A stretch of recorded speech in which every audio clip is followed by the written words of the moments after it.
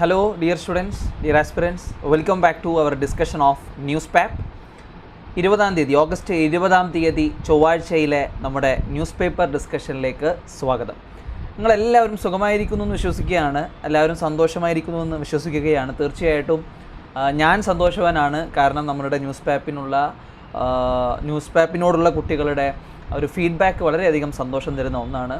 അതുകൊണ്ട് തന്നെ തീർച്ചയായിട്ടും സപ്പോർട്ട് ചെയ്തുകൊണ്ടിരിക്കുക, ഈ വീഡിയോ കാണുക. ഇതിൻ്റെ കൂടെ നിങ്ങൾക്കറിയാം, ഞാൻ വളരെ സൗജന്യമായിട്ട് ഫ്രീ ആയിട്ട് ഞാനിവിടെ ഡിസ്കസ് ചെയ്യുന്ന ഈ ഒരു കോംപ്രിഹെൻസീവ് മെറ്റീരിയൽ PDF-ഉം കൂടി ഞാൻ കുട്ടികൾക്ക് ഷെയർ ചെയ്യുന്നുണ്ട്. അപ്പോൾ പല കുട്ടികളും എന്നോട് പറഞ്ഞിരുന്നു അവർക്ക് ഇമെയിൽ അയക്കാനൊക്കെ ബുദ്ധിമുട്ടുണ്ട് മെറ്റീരിയലിന് വേണ്ടിയിട്ട്. സോ ഇന്നും കൂടി നിങ്ങൾ മെറ്റീരിയൽ ആവശ്യമുള്ളവർ ഇമെയിൽ അയക്കുകയോ അല്ലെങ്കിൽ എൻ്റെ വാട്സപ്പിലേക്ക് ഞാൻ തന്നിരിക്കുന്ന ആ നമ്പറിലേക്ക് മെസ്സേജ് അയക്കുക. അതിനുശേഷം നമുക്ക് ഒരു ഡ്രൈവ് ഉണ്ടാക്കിയിട്ട് നിങ്ങൾക്ക് അവൈലബിൾ ആവുന്ന രീതിയിൽ ഞാൻ ഒരു ഡിസ്ക്രിപ്ഷനിൽ തന്നെ അതിൻ്റെ ലിങ്ക് കൊടുക്കുന്ന രീതിയിൽ ഞാൻ ചെയ്യുന്നതായിരിക്കും. ഫോർ ജസ്റ്റ് ടൈം ബീയിങ് നിങ്ങൾ എന്ത് ചെയ്യുക, ഒന്ന് ശ്രദ്ധിക്കുക. നിങ്ങൾ മെറ്റീരിയൽ വേണമെന്നുണ്ടെങ്കിൽ ഇതൊരു കോംപ്രിഹെൻസീവ് മെറ്റീരിയലാണ്, എനിക്ക് ഉറപ്പ് തരാൻ പറ്റും. നിങ്ങൾക്കിന്ന് ലഭ്യമായിട്ടുള്ള സിവിൽ സർവീസിനും മത്സര പരീക്ഷകൾക്കും വേണ്ടിയിട്ടുള്ള കറണ്ട് അഫയേഴ്സിൻ്റെ മെറ്റീരിയലുകളിൽ ഏറ്റവും മികച്ച മെറ്റീരിയലായിരിക്കും ഇത്. കാരണം ഇത് കേവലം ന്യൂസ് പേപ്പറിൽ വന്നിട്ടുള്ള വാർത്തയിൽ നിന്നെടുത്ത് നമ്മൾ അതിൻ്റെ ബാക്ക്ഗ്രൗണ്ട് മാത്രമല്ല ഈ മെറ്റീരിയൽ ഉള്ളത്. ആ ന്യൂസിൽ തന്നെ എന്തൊക്കെയാണ് പറയുന്നത് എന്ന് കൃത്യമായിട്ട് ആദ്യം പറയുകയും അതിനുശേഷം അതിൻ്റെ ബാക്ക്ഗ്രൗണ്ടിലേക്ക് പോവുകയും, അപ്പോൾ കൃത്യമായിട്ട് ആ ന്യൂസ് പേപ്പറിൽ നിന്ന് നിങ്ങൾക്ക് കിട്ടേണ്ടത് എന്താണോ അത് തന്നെ നിങ്ങൾക്ക് കിട്ടുന്നു. ആ ഫാക്റ്റുകൾ, റിപ്പോർട്ടുകൾ, ഡാറ്റകൾ ഇതെല്ലാം നിങ്ങളിലേക്ക് എത്തുന്നു. അപ്പോൾ ഇത്തരത്തിലുള്ള നമ്മുടെ ഇനീഷ്യേറ്റീവ് നിങ്ങൾ ഇനിയും തുടർന്ന് കാണുക, പഠിക്കുക. തീർച്ചയായിട്ടും ഞാൻ കാത്തിരിക്കുകയാണ് ഈ ഇനീഷ്യേറ്റീവ് യൂസ് ചെയ്തുകൊണ്ട് നിങ്ങളുടെ പരീക്ഷകളിലെല്ലാം നിങ്ങൾ വിജയിക്കുന്നത്. നിങ്ങളുടെ civil service, SSC, PSC, CGL, CUET തുടങ്ങിയ പരീക്ഷകളിലൊക്കെ. അപ്പോൾ എല്ലാവരും ഹാപ്പി ആണെങ്കിൽ കമൻറ്റ് ബോക്സിൽ ഹാപ്പി എന്ന് പറയുക, നിങ്ങളുടെ അഭിപ്രായങ്ങൾ പറയുക. So here we start with today's discussion. നമുക്ക് ആദ്യമായിട്ട് ഡിസ്കസ് ചെയ്യാനുള്ളത് ഒരു അതിർത്തി തർക്കമാണ്. പക്ഷേ അതിർത്തി തർക്കം മനുഷ്യനെ കൊണ്ടുണ്ടായിട്ടുള്ളൊരു അതിർത്തി തർക്കമല്ല, മറിച്ച് ചൈനീസ് യാക്കുകൾ നമ്മളുടെ ലഡാക്കിലേക്ക്, LACയിലൂടെ ലഡാക്കിലേക്ക് കടക്കുന്നു എന്നുള്ള ഒരു വാർത്തയാണ്. ഏകദേശം 40 യാക്കുകളാണ് ചൈനയിൽ നിന്ന് നമ്മുടെ ഇന്ത്യൻ ടെറിട്ടറിയിലേക്ക് കടന്നിരിക്കുന്നത്. അപ്പോൾ അതുമായിട്ട് ബന്ധപ്പെട്ടിട്ടുള്ളൊരു വാർത്തയാണ് നമുക്കിവിടെ ഉള്ളത്. നമുക്കിവിടെ ശ്രദ്ധിക്കേണ്ട ഒരു കാര്യം, എന്തുകൊണ്ട് ഇത് വിവാദത്തിലാവുന്നു എന്നുള്ളതാണ്. ഇതേപോലെ നമ്മുടെ രാജ്യത്ത് നിന്നും അങ്ങോട്ടേക്ക് പലപ്പോഴും ഇത്തരത്തിലുള്ള മൃഗങ്ങളെല്ലാം പോകുന്നു. അപ്പോൾ അത് പലപ്പോഴും ഡിസ്കഷനിൽ വരാറുണ്ട്. അപ്പോൾ നമുക്ക് നോക്കാം എന്തൊക്കെയാണ് ഇതുമായിട്ട് ബന്ധപ്പെട്ട് നമുക്ക് അറിഞ്ഞിരിക്കേണ്ടത് എന്നുള്ളതാണ്. ആദ്യം നമ്മൾ സിലബസിലേക്ക് പോകുന്ന സമയത്ത് നമ്മുടെ UPSCയുടെ പ്രിലിംസ് സിലബസിനെ കുറിച്ച് പറയുകയാണെങ്കിൽ എൻവയൺമെൻറ്റ് ഭാഗത്തേക്കാണ് നമുക്കിത് ലിങ്ക് ചെയ്യാൻ വേണ്ടി പറ്റുന്നത്. അവിടെ നമ്മൾ ലിങ്ക് ചെയ്യുന്ന സമയത്ത് നമ്മൾ ഈ മൃഗത്തെക്കുറിച്ചാണ് പഠിക്കേണ്ടത്. യാക്ക് എന്ന് പറയുന്ന മൃഗത്തെക്കുറിച്ചാണ് നമുക്ക് പഠിക്കേണ്ടത്. അപ്പോൾ ഞാൻ പറഞ്ഞു, ഈ വാർത്തയിൽ പറയുന്നത് ഏകദേശം 40ഓളം യാക്കുകൾ ചൈനയിൽ നിന്ന് നമ്മുടെ ഇന്ത്യൻ ടെറിട്ടറിയിലേക്ക് കയറി എന്നുള്ളതാണ്. ആൻഡ് അതിപ്പോൾ ലോക്കൽ വില്ലേജേഴ്സിൻ്റെ കസ്റ്റഡിയിലുമാണ്. ഓക്കെ, ഇനി ഈ മൃഗങ്ങളെ തിരിച്ചയക്കുന്നതുമായി ബന്ധപ്പെട്ട ചർച്ചകൾ ചുറ്റും നടന്നുകൊണ്ടിരിക്കുന്നുമുണ്ട്. കാരണം മുൻപ് ഇന്ത്യയിൽ നിന്ന് പോയ മൃഗങ്ങളെ പലപ്പോഴും തിരിച്ചയക്കാതിരിക്കുന്ന പ്രശ്നമൊക്കെ ചൈനയുടെ ഭാഗത്ത് നിന്ന് ഉണ്ടായിട്ടുണ്ട്. ഇവിടെ 2 കാര്യങ്ങളാണ് പ്രധാനമായിട്ടും ഇതിൽ ഡിസ്കഷനിൽ വരുന്നത്. വരുന്ന പ്രധാനപ്പെട്ട ഒരു കാര്യമെന്ന് പറയുന്നത് ഈ ഗ്രേസിങ് റൈറ്റ്സുമായിട്ട് ബന്ധപ്പെട്ടിട്ടുള്ള ഇഷ്യൂസാണ്. ഓക്കെ, കാരണം എന്താണെന്ന് വെച്ച് കഴിഞ്ഞാൽ ഈ മൃഗങ്ങൾക്ക് അവർക്കറിയില്ലല്ലോ മനുഷ്യൻ സൃഷ്ടിച്ച ഈ അതിർത്തികളും ഒക്കെ. അപ്പോൾ ഇവർ പലപ്പോഴും ഇവരുടെ ഗ്രേസിങ് റൈറ്റ്സ് പലപ്പോഴും എന്താവാറുണ്ട്, ഡിനൈ ചെയ്യാറുണ്ട്. ഇറ്റ് ഹാസ് ഇൻക്രീസിംഗ്ലി ഡിനൈഡ്, ചൈനയുടെ ഭാഗത്ത് നിന്ന് increasingly denied Indian nomads access to traditional grazing ground. ഇന്ത്യയിൽ നിന്നുള്ള ഇന്ത്യൻ നൊമാഡ്സിന് അവർ ഇത്തരത്തിലുള്ള ട്രഡീഷണൽ ആയിട്ടുള്ള ഗ്രേസിംഗ് ഗ്രൗണ്ട്സിലേക്കുള്ള അനുവാദം, ആക്സസ് പലപ്പോഴും ചൈന ഡിനൈ ചെയ്തിട്ടുണ്ട്. അപ്പോൾ ഇതൊരു കൺസേൺ ആണ്. രണ്ടാമത്തെ നമുക്കറിയാം, ബോർഡർ ഇൻസിഡൻസും അതേപോലെ തന്നെ ബോർഡർ ഡിസ്പ്യൂട്ടുകളുമുണ്ട്. കാരണം ഈ ഗ്രേസിയേഴ്സ് ലൈൻ ഓഫ് ആക്ച്വൽ കൺട്രോളിലേക്ക് അവർ പലപ്പോഴും സ്റ്റേ ചെയ്യുന്ന സമയത്ത് it is very common due to different perception of the border by both the countries. കാരണം 2 രാജ്യത്തെയും മൃഗങ്ങളും അവിടെ നിന്നുള്ള ഗ്രേസിയേഴ്സും ഇവർക്കെല്ലാം ഈ പറയുന്ന ഗ്രേസിംഗ് റൈറ്റ്, അവരുടെ ആ മൃഗങ്ങളുടെ അവകാശം, ഇതിൻ്റെ ഭാഗമായിട്ട് പലപ്പോഴും അവർ അങ്ങോട്ടും ഇങ്ങോട്ട് പോവുകയൊക്കെ ചെയ്യുമ്പോൾ പലപ്പോഴും അത് line of actual control already ഒരു ഡിസ്പ്യൂട്ടഡ് ആയിട്ടുള്ള ഒരു ഏരിയ ആയതുകൊണ്ട് തന്നെ പലപ്പോഴും ഒരു കൺസേൺ ഉണ്ടാവാറുണ്ട് എന്നുള്ളതാണ്. ഓക്കെ, അപ്പോൾ നമുക്ക് ഇവിടെ ഇത്രയാണ് അറിഞ്ഞിരിക്കേണ്ടത്. ഇത് കാരണം ഇതിൽ നിന്ന് ചോദ്യം ചോദിക്കില്ല എന്തായാലും. ഞാനത് ന്യൂസിൻ്റെ ഒരു ആസ്പെക്ട്, ഒരു പെർസ്പെക്റ്റീവ് പറഞ്ഞതാണ് എന്താണ് വാർത്തയിലുള്ളതെന്ന്. പക്ഷെ നമുക്ക് ചോദ്യം വരാൻ പോകുന്നത് തീർച്ചയായിട്ടും ഈ മൃഗവുമായി ബന്ധപ്പെട്ടായിരിക്കും. അതായത് വൈൽഡ് യാക്കിനെ കുറിച്ച് നമുക്ക് അറിഞ്ഞിരിക്കണം. വൈൽഡ് യാക്കിൻ്റെ പ്രൊട്ടക്ഷൻ സ്റ്റാറ്റസ് ആണ് നമ്മൾ പ്രധാനമായിട്ടും അറിഞ്ഞിരിക്കേണ്ടത്. ഇത് നിങ്ങൾക്ക് സിവിൽ സർവീസിന് മാത്രമല്ല SSC പരീക്ഷകൾക്കായാലും PSCക്കൊക്കെ ആയാലും നിങ്ങൾക്ക് ഈ മൃഗങ്ങളെ കുറിച്ചിട്ട് അവരുടെ പ്രൊട്ടക്ഷൻ സ്റ്റാറ്റസിനെ കുറിച്ച് ചോദ്യങ്ങൾ നമ്മൾ കാണാറുണ്ട്. അപ്പോൾ ഇവിടെ നിങ്ങൾ അറിഞ്ഞിരിക്കേണ്ടത്, ഞാൻ പറയുന്ന കാര്യങ്ങൾ മാത്രം നിങ്ങൾ അറിഞ്ഞിരുന്നാൽ മതി. ആദ്യം നമ്മൾ അറിഞ്ഞിരിക്കേണ്ടത്, നമ്മൾ ഈ പ്രൊട്ടക്ഷൻ സ്റ്റാറ്റസിനെ കുറിച്ച് പറയുമ്പോൾ 3 പ്രൊട്ടക്ഷൻ സ്റ്റാറ്റസുകളാണ് പറയുക. IUCNൻ്റെ റെഡ് ലിസ്റ്റ്, അതേപോലെ സൈറ്റ്സിൻ്റെത്, അതേപോലെ തന്നെ വൈൽഡ് ലൈഫ് പ്രൊട്ടക്ഷൻ ആക്ട്. ഇത് 3ഉം നിങ്ങളൊരു മൃഗത്തെക്കുറിച്ച് പഠിക്കുമ്പോൾ, ഒരു ജീവിയെക്കുറിച്ച് പഠിക്കുമ്പോൾ നിങ്ങൾ അറിഞ്ഞിരിക്കണം. ഇവിടെ IUCN പ്രകാരം ഇത് വൾണറബിൾ ആണ്. സൈറ്റ്സ് പ്രകാരം അപ്പൻഡിക്സ് 1 ആണ്. Indian wild life protection act 1972 പ്രകാരം ഷെഡ്യൂൾ 1-ലാണ്. ഈ 3 കാര്യങ്ങളും പ്രൊട്ടക്ഷൻ സ്റ്റാറ്റസിൽ നിങ്ങൾ അറിഞ്ഞിരിക്കണം. അപ്പോൾ ഞാൻ പിന്നെയും പറയുന്നു, ഈ വാർത്തയുടെ കോണ്ടക്സ്റ്റ് ഞാൻ പറഞ്ഞു. അവിടെ നിന്ന് യാക്കുകൾ ഇന്ത്യയിലേക്ക് കടക്കുന്നു. അവിടെ line of actual control already ഒരു ഡിസ്പ്യൂട്ട് ഉള്ളത് കൊണ്ട് തന്നെ ഇത്തരത്തിലുള്ള ഈ മൃഗങ്ങളുടെ കടന്നുചെല്ലലുകൾ പോലും പലപ്പോഴും എന്ത് ചെയ്യാറുണ്ട്, വലിയ ഡിസ്കഷൻസിന് കാരണമാകാറുണ്ട്. അപ്പോൾ ഇതാണ് നമ്മൾ ഈ വാർത്തയിൽ നിന്ന് അറിയേണ്ടത്. വാർത്തയെക്കുറിച്ച് ഞാൻ പറഞ്ഞു. ഈ വാർത്തയിൽ നമ്മുടെ പരീക്ഷകൾക്ക് എന്താണ് അറിയേണ്ടതെന്ന് ഞാൻ പറഞ്ഞു. ഈ വൈൽഡ് യാക്കിൻ്റെ പ്രൊട്ടക്ഷൻ സ്റ്റാറ്റസ് ആണ് IUCN, സൈറ്റ്സ്, അതേപോലെ വൈൽഡ് ലൈഫ് പ്രൊട്ടക്ഷൻ ഓഫ് 1972. ഇവിടെ ഞാൻ പറഞ്ഞു, നമ്മുടെ ഈ ഒരു ഇനീഷ്യേറ്റീവിന് ഏറ്റവും കൂടുതൽ കിട്ടുന്ന ഒരു റെക്കഗ്നിഷൻ ആണ് ഈ ടെക്നിക്കൽ ടേംസ് ഇൻ എക്സ്പ്ലനേഷൻ. അപ്പോൾ അത് ഞാൻ പിന്നെയും പറയുന്നില്ല, കാരണം അത് പറഞ്ഞാൽ ഒരുപാട് സമയമെടുക്കും. ഇത് നിങ്ങൾ ഈ PDF-ൽ നിന്ന് പഠിക്കുക. ഇത് വളരെ നല്ലൊരു ഇനീഷ്യേറ്റീവായിട്ട് ഞാൻ അത്രയധികം പറയുന്നത് കാരണം നിങ്ങൾക്ക് സബ്ജക്ട് സ്പെസിഫിക് ആയിട്ടുള്ള വൊക്കാബുലറി നിങ്ങൾക്ക് ഇതിൽ നിന്ന് കിട്ടുന്നുണ്ട്. അത് നിങ്ങൾ സ്കൂളിൽ പഠിക്കുന്ന ഒരു കുട്ടിയാണെങ്കിൽ പോലും, 8ാം ക്ലാസ്സിൽ പഠിക്കുന്ന ഒരു കുട്ടിയാണെങ്കിൽ പോലും നിങ്ങൾക്ക് നിങ്ങളുടെ പരീക്ഷകളിലെല്ലാം ഈ വാക്കുകൾ കൊണ്ടുവരുമ്പോൾ തീർച്ചയായിട്ടും നിങ്ങൾക്കത് ഉപകാരപ്പെടും. അത് സിവിൽ സർവീസിലേക്കൊക്കെ വരുന്ന സമയത്ത് നമ്മൾ ഓരോ വിഷയത്തിനനുസരിച്ച്, ജനറൽ സ്റ്റഡീസിലെ ഓരോ വിഷയത്തിനനുസരിച്ച് നമ്മൾ ഓരോ സബ്ജക്ട് സ്പെസിഫിക് ടേമുകൾ കൊണ്ടുവരാനൊക്കെ കഴിഞ്ഞു കഴിഞ്ഞാൽ അത് കുറച്ചും കൂടെ ആൻസറിന് ഒതൻറ്റിസിറ്റി ഉണ്ടാവുന്നതാണ്. അടുത്തൊരു ആർട്ടിക്കിള് നമുക്ക് സിവിൽ സർവീസിൻ്റെ പെർസ്പെക്റ്റീവിൽ അധികം അങ്ങ് ഡിസ്കസ് ചെയ്യാനില്ല. ഞാനിത് ഇട്ടിരിക്കുന്നത് SSC, RRB, PSC, CUET തുടങ്ങിയ പരീക്ഷകൾക്കാണ്. ഇവിടെ നമ്മൾ ഒറ്റ കാര്യം മാത്രം അറിഞ്ഞിരുന്നാൽ മതി. നമ്മൾ അറിഞ്ഞിരിക്കേണ്ട കാര്യം, ഇപ്പം നമ്മുടെ കേരളത്തിൽ വലിയ കോലാഹലങ്ങൾ, അതായത് വലിയ ചർച്ചകളും വലിയ വിവാദങ്ങളൊക്കെ നടന്നുകൊണ്ടിരിക്കുന്ന ഒന്നാണ് ഹേമ കമ്മിറ്റി റിപ്പോർട്ട്. ഏതാണ് ഹേമ കമ്മിറ്റി റിപ്പോർട്ട്? മലയാളം സിനിമയിലെ പ്രത്യേകിച്ച് വനിതകളൊക്കെ നേരിട്ടുകൊണ്ടിരിക്കുന്ന ഭീഷണികളെക്കുറിച്ച് പറയുന്ന റിപ്പോർട്ടാണ് ഹേമ കമ്മിറ്റി റിപ്പോർട്ട്. ഇവിടെ നമുക്ക് PSC പെർസ്പെക്റ്റീവിലും SSC പെർസ്പെക്റ്റീവിലും ഒക്കെ നമ്മൾ അറിഞ്ഞിരിക്കേണ്ടത്, ഒന്ന്, ഈ ഹേമ കമ്മിറ്റി റിപ്പോർട്ട് എന്തുമായിട്ട് ബന്ധപ്പെട്ടതാണ്? ഹേമ കമ്മിറ്റി റിപ്പോർട്ട് എന്തുമായിട്ട് ബന്ധപ്പെട്ടതാണ്?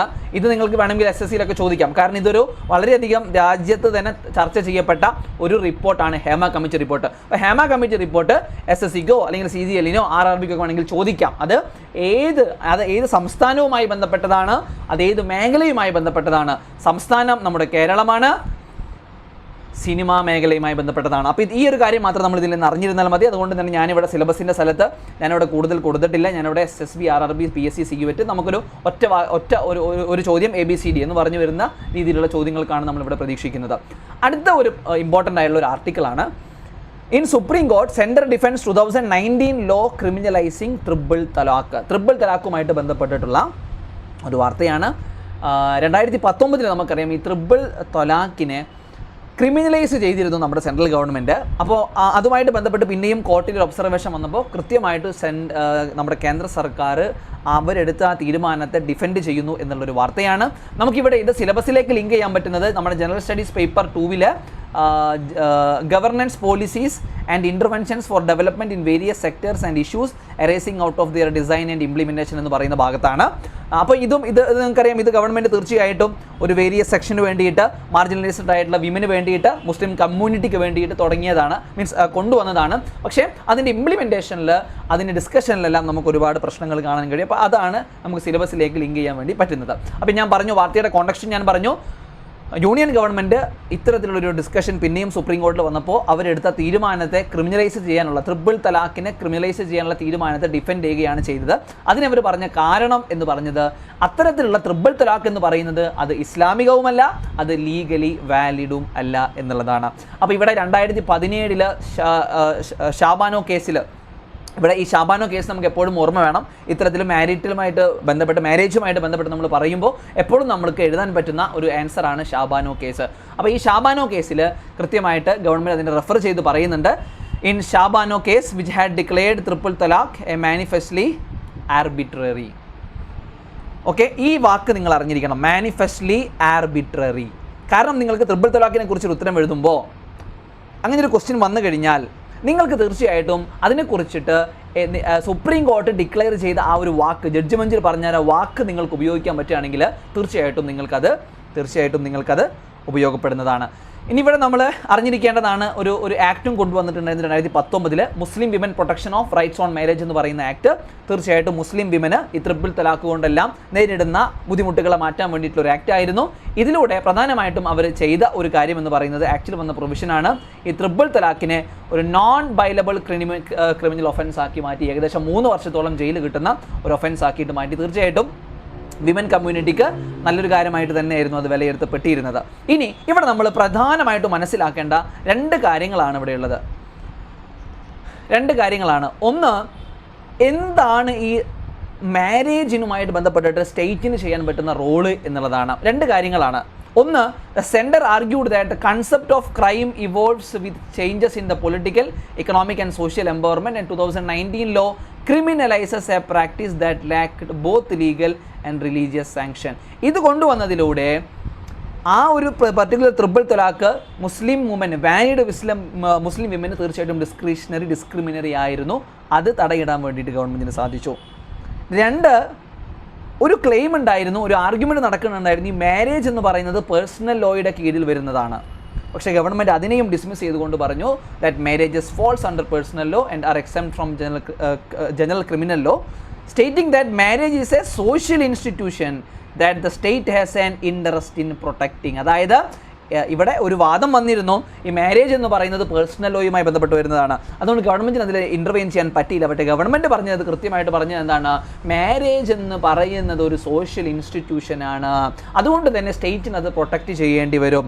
അങ്ങനെ പ്രൊട്ടക്റ്റ് ചെയ്യാൻ വേണ്ടി സ്റ്റേറ്റ് കൊണ്ടുവന്നിട്ടുള്ള ചില ആക്റ്റുകളും കൃത്യമായിട്ട് സെൻട്രൽ ഗവൺമെൻറ് പറഞ്ഞു. അതിലൊന്നാണ് domestic violence act of 2005 dowry prohibition act of 1961. Okay, ഇനി എന്തൊക്കെയാണ് ഈ 2019 കൊണ്ടുവന്നിട്ടുള്ള ഈ ആക്ടിൻ്റെ കുറച്ച് ചലഞ്ചസ് ഉണ്ട്. ചലഞ്ചസ് എന്ന് പറയുന്നത് പല ഭാഗത്തു നിന്നും ഇത് മുസ്ലിങ്ങൾക്ക് എതിരായിട്ടുള്ള, മുസ്ലിം മെന്നിന് എതിരായിട്ടുള്ളൊരു ഒരു നിയമമാണ് എന്നൊക്കെ പറഞ്ഞിട്ട് നീക്കമാണെന്നൊക്കെ പറഞ്ഞു വന്നു. കാരണം മറ്റുള്ള മതങ്ങളിലും ഇത്തരത്തിൽ നടക്കുന്നുണ്ട്, പക്ഷേ അവർ ഒന്നും ഇതിലേക്ക് വരുന്നില്ല, അങ്ങനെയൊക്കെ പറഞ്ഞിട്ടുണ്ടെങ്കിൽ നമ്മളെ സംബന്ധിച്ചിടത്തോളം അങ്ങനെയുള്ള ഒരു ക്രിറ്റിസിസം, ചലഞ്ചസ് ചോദിക്കാൻ സാധ്യത കുറവാണ്. കാരണം ഗവൺമെൻറ് എടുത്തൊരു തീരുമാനമാണ്.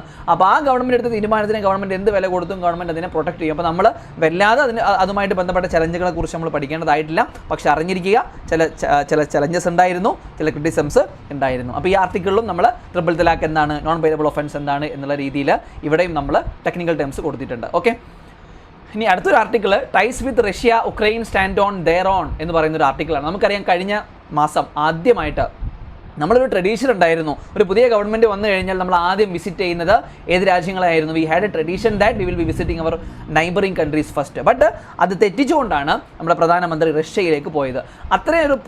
ആ ഒരു യാത്ര, ആ ഒരു സന്ദർശനത്തെ തീർച്ചയായിട്ടും അമേരിക്ക അടക്കം വിമർശിച്ചിരുന്നു. ഉക്രൈൻ റഷ്യ യുദ്ധവുമായി ബന്ധപ്പെട്ട് റഷ്യ ചെയ്തിട്ടുള്ള ആ ഒരു ആക്രമണം അതിന് മോഡി അപലപിച്ചില്ല. പകരം അവർക്ക് പിന്തുണ നൽകുന്ന രീതിയിലായിരുന്നു മോഡി അങ്ങോട്ട് പോയത് എന്നുള്ള രീതിയിലൊക്കെ ചർച്ചയുണ്ടായിരുന്നു. ഇവിടെ നിങ്ങൾ ശ്രദ്ധിക്കുക, നമ്മുടെ മോഡി അപ്പോൾ ഉക്രൈനിലേക്കും പോവുകയാണ്. അപ്പോൾ ഇതുമായിട്ട് ബന്ധപ്പെട്ടിട്ടുള്ള ഒരു വാർത്തയാണ് ഇവിടെ പറഞ്ഞത്. ഇവിടെ നമുക്ക് സിലബസിലേക്ക് ലിങ്ക് ചെയ്യാൻ പറ്റുന്നത് നമ്മുടെ general studies paper 2 international relations എന്ന് പറയുന്ന ഭാഗത്ത് നമ്മൾ ഡിസ്കസ് ചെയ്യുന്ന effects of policies and politics of developed and developing countries on India's interest Indian diaspora എന്ന് പറയുന്ന ഭാഗത്താണ്. ഓക്കെ, അപ്പോൾ ഇവിടെ നമ്മൾ ആദ്യം മനസ്സിലാക്കേണ്ട കാര്യം, ഇന്ത്യ റഷ്യയിലേക്ക് പോയപ്പോൾ ഇന്ത്യക്ക് വിമർശനം നേരിട്ടിരുന്നു. ഇതുമായിട്ട് ബന്ധപ്പെട്ടിട്ട് നമ്മളുടെ സെക്രട്ടറി, അതായത് മിനിസ്ട്രി ഓഫ് എക്സ്റ്റേണൽ അഫയേഴ്സിലെ സെക്രട്ടറി പറഞ്ഞിരിക്കുന്ന വാക്ക്, ഇതൊക്കെ നിങ്ങൾക്ക് ശരിക്കും ഉത്തരങ്ങളിലൊക്കെ ഉപയോഗപ്പെടുത്താൻ പറ്റുന്നതാണ്. അതായത് ഇന്ത്യ മെയിൻറ്റെയിൻ ചെയ്യുന്നത് ഒരു സബ്സ്റ്റാൻറ്റീവ് ആൻഡ് ഇൻഡിപെൻഡൻറ്റ് റിലേഷൻഷിപ്പാണ്. ഈ വാക്ക് നിങ്ങൾക്ക് നിങ്ങളുടെ ആൻസറിലൊക്കെ ഉപയോഗിക്കാൻ പറ്റും. നിങ്ങൾക്ക് ഇൻ്റർവ്യൂലൊക്കെ നിങ്ങൾക്ക് ഈ വാക്ക് ഉപയോഗിക്കാൻ പറ്റിക്കഴിഞ്ഞാൽ വളരെ നല്ലതാണ്. അപ്പോൾ ഗവൺമെൻറ്റിൻ്റെ ഭാഗത്ത് നിന്നുള്ള ഗവൺമെൻറ്റിൻ്റെ പ്രതിനിധി പറയുന്നത് റഷ്യയുമായിട്ടും ഉക്രൈനുമായിട്ടും നമ്മൾ എടുക്കുന്ന ഒരു റിലേഷൻഷിപ്പ് എന്ന് പറയുന്നത് സബ്സ്റ്റാൻറ്റീവ് ആൻഡ് ഇൻഡിപെൻഡൻറ്റ് റിലേഷൻഷിപ്പാണ്. നമുക്ക് നമ്മുടേതായിട്ടുള്ള ഒരു നയമുണ്ട് എന്നാണ് അതിൻ്റെ രത്ന ചുരുക്കം. ഇത് റഷ്യയിലേക്ക് സന്ദർശനം നടത്തിയപ്പോൾ വന്ന വിമർശനങ്ങൾക്കും നമ്മൾ പറഞ്ഞിരുന്നതാണ്, അത് സ്ട്രാറ്റജിക് ഓട്ടോണമിയാണ്, ഞങ്ങളുടെ സ്ട്രാറ്റജിക് ഓട്ടോണമിയാണെന്നാണ് പറയുന്നത്. മാത്രമല്ല ഇതുമായിട്ട് ബന്ധപ്പെട്ട് പറഞ്ഞ മറ്റൊരു പോയിന്റാണ്, ഇന്ത്യയുടെ ഡിപ്ലോമാറ്റിക് എൻഗേജ്മെൻറ്റുകൾ എല്ലായ്പ്പോഴും it's a not a zero sum game. അതൊരിക്കലും എന്താവില്ല, ഇത് നിങ്ങൾക്ക് ഉപയോഗിക്കാൻ പറ്റുന്നതാണ്. It's are not a zero sum game. ഇന്ത്യയുടെ ഡിപ്ലോമാറ്റിക് എൻഗേജ്മെൻറ്റുകൾ ഒരിക്കലും ഒരു സീറോ സം ഗെയിം അല്ല. എന്ന് വെച്ച് കഴിഞ്ഞാൽ എപ്പോഴും ഒരു ബാലൻസ്ഡ് അപ്രോച്ച് ആയിരിക്കും ഇന്ത്യ രണ്ട് രാജ്യങ്ങളുമായിട്ട് ബന്ധപ്പെട്ട് വരുന്നൊരു തീരുമാനത്തിൽ എടുക്കുന്നത്.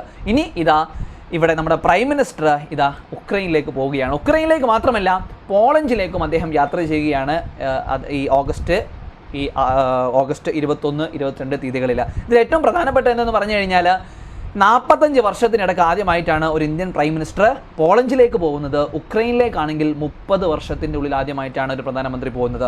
അപ്പോൾ തീർച്ചയായിട്ടും നമുക്ക് വേണമെങ്കിൽ മനസ്സിലാക്കാം ഇന്ത്യയുടെ പോളിസി. ഇന്ത്യ റഷ്യയിൽ പോയി, അതിന് ഇന്ത്യയെ US അടക്കം വിമർശിച്ചു. ഇന്ത്യ ഉക്രൈനിലേക്കും പോകുന്നു. അപ്പോൾ കൃത്യമായ ഒരു മെസ്സേജാണ് ഇന്ത്യ കൊടുക്കുന്നത്. അതായത് ഞങ്ങളുടെ സ്റ്റാൻഡ് എന്ന് പറയുന്നത് എന്താണ്, ഒരു സീറോ സം ഗെയിം അല്ല, കൃത്യമായിട്ട് ബാലൻസ്ഡ് അപ്രോച്ചാണ്. റഷ്യ ആവട്ടെ ഉക്രൈൻ ആവട്ടെ, ഞങ്ങൾക്ക് ബാലൻസ്ഡ് അപ്രോച്ചാണ്. അതിനെ പ്രൂവ് ചെയ്യാൻ വേണ്ടി കൂടിയാണ് നമ്മുടെ മോഡി ഉക്രൈനിലേക്ക് പോകുന്നത്. 30 വർഷത്തിനുള്ളിൽ ആദ്യമായിട്ടാണ് ഒരു പ്രധാനമന്ത്രി പോകുന്നത്. ഓക്കെ, അപ്പോൾ ഇതുമായിട്ട് ബന്ധപ്പെട്ട് നമുക്കറിയാം, കഴിഞ്ഞ ആഴ്ചകളിൽ റഷ്യയിലേക്ക് പോയ സമയത്ത് ഇന്ത്യ ഹാഡ് എ ക്രിറ്റിസിസം. അപ്പോൾ ആ ക്രിറ്റിസിസത്തെക്കുറിച്ചാണ് പറയുന്നത്. കാരണം അത്തരമൊരു യുദ്ധം നടന്നു, റഷ്യ കൃത്യമായിട്ട് ഉക്രൈനെ വളരെയധികം രീതിയിൽ ആക്രമിച്ചു, അതിനെക്കുറിച്ചൊന്നും പ്രതിപാദിച്ചില്ല എന്ന് പറഞ്ഞിട്ട്. ഇനി നമ്മൾ അറിയേണ്ടത്, നമ്മുടെ മോഡി ഉക്രൈനിലേക്ക് പോകുന്നു. അപ്പോൾ നമ്മൾ ഇന്ത്യയും ഉക്രൈനും തമ്മിലുള്ള റിലേഷൻഷിപ്പിനെ കുറിച്ച് നമ്മളൊന്ന് അറിഞ്ഞിരിക്കണം. ഇവിടെ ഇന്ത്യയും ഉക്രൈനും തമ്മിലുള്ള ഡിപ്ലോമാറ്റിക് റിലേഷൻഷിപ്പ് തുടങ്ങുന്നത് 1991-ലാണ്. 1991 സോവിയറ്റ് യൂണിയനിൽ നിന്നും ബ്രേക്കപ്പായി ഉക്രൈൻ രൂപീകരിക്കുമ്പോഴാണ് ഇന്ത്യ റെക്കഗ്നൈസ് ചെയ്യുന്നത് ഉക്രൈനെ. പിന്നീട് 1992 നമ്മൾ ഒരു എംബസി അവിടെ ഓപ്പൺ ചെയ്യുന്നുണ്ട്. 93 ഉക്രൈൻ ഇന്ത്യയിലും ഒരു എംബസി ഓപ്പൺ ചെയ്യുന്നുണ്ട്. അവിടെ നിന്ന് മുതൽ അങ്ങോട്ട് ഇന്ത്യയും ഉക്രൈനും തമ്മിൽ വിദ്യാഭ്യാസവും അതേപോലെ ലീഗൽ അസിസ്റ്റൻസും ഔട്ടർ സ്പേസ് കോർപ്പറേഷനിൽ വരെ നമ്മൾ കോർപ്പറേഷൻ ചെയ്യുന്നുണ്ട്. ഡിഫൻസിൻ്റെ റിലേഷൻഷിപ്പിലേക്ക് വരുമ്പോൾ, ഡിഫൻസ് മേഖലയിലേക്ക് വരുമ്പോൾ ഇന്ത്യയും ഉക്രൈനും തമ്മിൽ മിലിറ്ററി ടെക്നോളജിയും എക്യുപ്മെൻസും കൈമാറുന്നതിൽ സ്വാതന്ത്ര്യകാലം മുതൽ തന്നെ നമ്മൾ ബന്ധം സ്ഥാപിക്കുന്നുണ്ട്. Ukraine manufactures R-27 air to air missile നമ്മുടെ ഇന്ത്യൻ എയർഫോഴ്സിന് വേണ്ടിയിട്ട് മാനുഫാക്ചർ ചെയ്യുന്നതും ആരാണ്?